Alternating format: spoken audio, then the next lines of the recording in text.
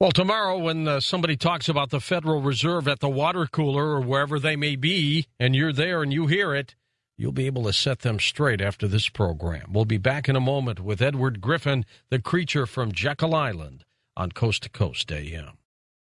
Ed, who are the members of the cartel? Are the bankers just from this country, or are they worldwide?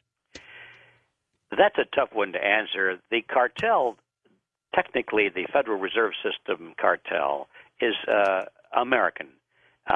The owners of the Federal Reserve System, so-called owners, I'll come back to that, are the member banks in the United States. They're not banks in Europe. However, who owns the banks in the United States? We don't know in many cases. Yes, you can buy stock in Chase Manhattan or Citicorp or something like that, but that doesn't tell you too much about controlling interests. Sometimes the actual controlling interests, some of the most large corporations, are hidden from view. The stockholders have street names, and they disappear into bank accounts, and you've got Swiss numbered accounts and all this sort of thing. We don't really know who the controlling interests are in some of the largest banks in America. Now, that doesn't mean we can't recognize some of the big players. I mean, obviously, the Rockefellers are right up there at the top. Early on, you asked me, do we still have evidence of family dynasties in the banking? Well, I mentioned the Rothschilds in Europe. I don't think I got around to mentioning the Rockefellers in the United States. That's so obvious that sometimes I even forget to mention it.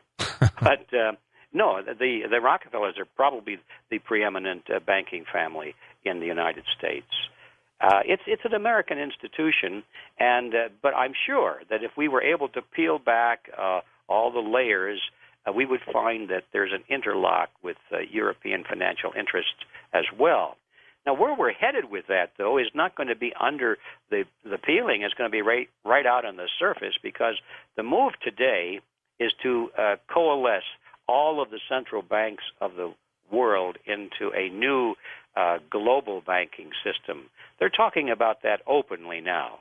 They used to talk about it rather covertly 50 years ago or 60 years ago. They'd write papers on it or give seminars on it and say, I wonder if we could do this. Now they're holding meetings in Europe to work out the details of how to merge the central banks of all of the nations of the world into one. So it's right out in the open now, and I think the future, if this isn't turned around, is definitely going to be international. Okay, now with the Fed, how does it work? How does the money system work? Do they just print it up? What do they do?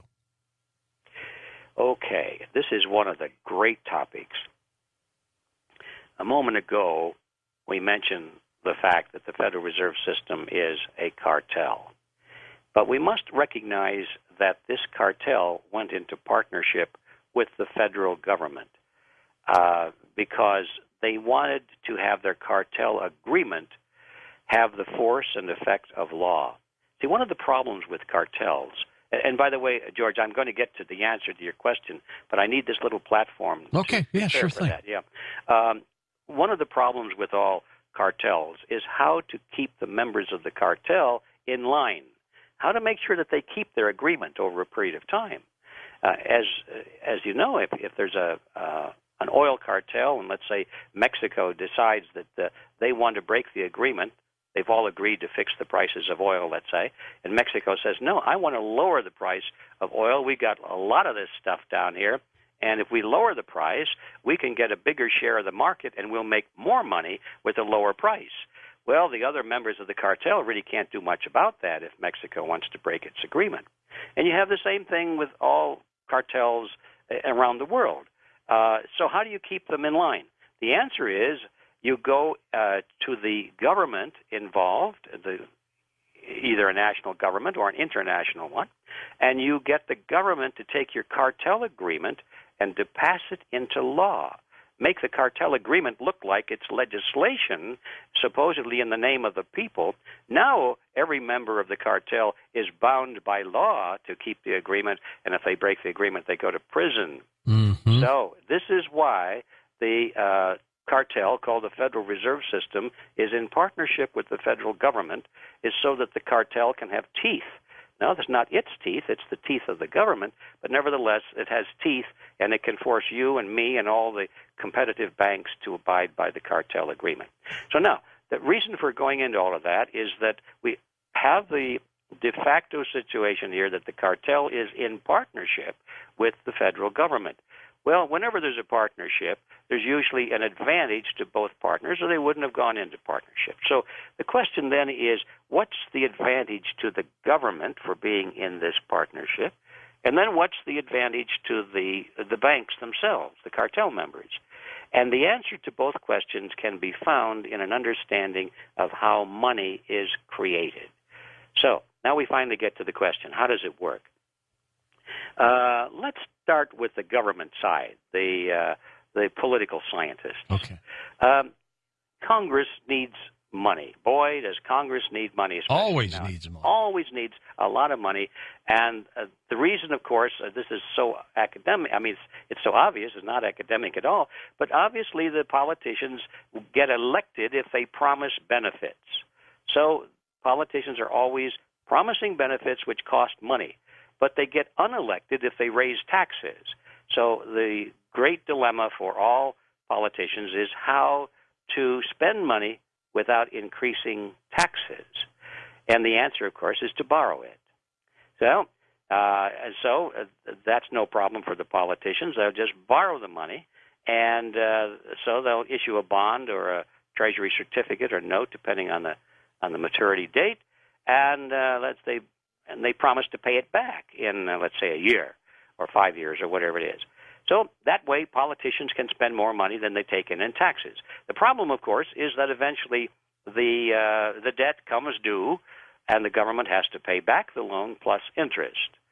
When that time comes, the politicians are still spending more money than they're taking in taxes, and so they don't have the money to pay back that loan, at least, and certainly not enough to pay back the loan plus the interest. Not to worry, we'll just borrow some more. This time they'll borrow more than the original amount in order to cover the loan and the interest, and business continues as usual. Well, eventually that round of debt comes due, and again, they still don't have enough money to pay for everything, so they borrow some more to cover that round of debt, and this goes on and on and on, and we have this phenomenon called the national debt, which is constantly rising. And it's constantly rising because the politicians will never have the backbone to tell the voters how much these benefits are really costing them. They'll never allow that to be passed to the voters in the form of taxes. And so they do it in the form of borrowing. Well, this can't go on, of course, forever. Eventually that bubble comes to an end, and we're seeing that process beginning to play out in the present time. But the politicians don't care. They never intend to pay back those loans. They figure that's a good ride. They'll have a good time and let the next generation worry about it. Yeah, right. So they don't really care. And the game is played very well, and the average voter doesn't get it, and he keeps voting for these people, and so forth. Now, that's just an introduction to the process. So let's imagine, though, that the government wants even more money than it can borrow, which is, in fact, the reality. In spite of the fact that there are plenty of people and institutions, banks, and other countries who are willing to lend money to the federal government of the United States in return for this promise to pay it back, which will never be done. And this money that they want to lend to us, Ed, is it backed by anything? Well, it was created by the Federal Reserve System in the same method I'm going to describe, but at least it's already there. It's already there. Yeah. It was created in the past, and so this money is loaned back to the federal government plus interest. But at that point, you see, the money supply does not increase because it's already there. But there's never enough. The government can never borrow enough in that fashion. There's always a shortfall, and now there's a huge shortfall. And so this is where the Federal Reserve finally comes into play. So let's imagine that the Secretary of the Treasury goes to the Federal Reserve System, and he walks into the building, and he goes into the President's office, and he says, I'd like to borrow $1 billion today. We've tried to borrow this from from people and from institutions and other governments, but there's not enough of it. We can't get enough. We need another. And we need it. We need it. So the Federal Reserve